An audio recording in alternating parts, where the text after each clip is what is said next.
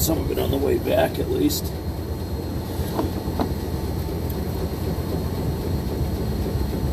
If I can.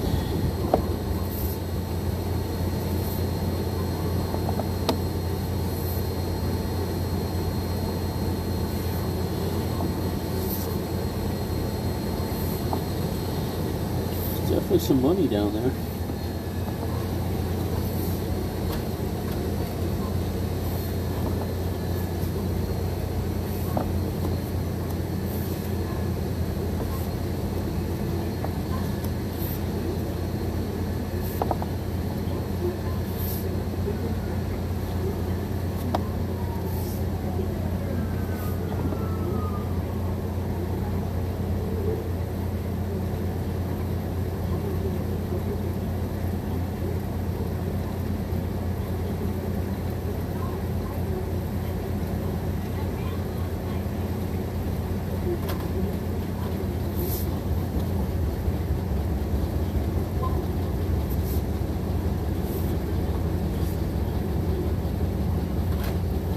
Yeah, see, now it looks like I'm in cast iron at 21 feet. Clay would have to be outside.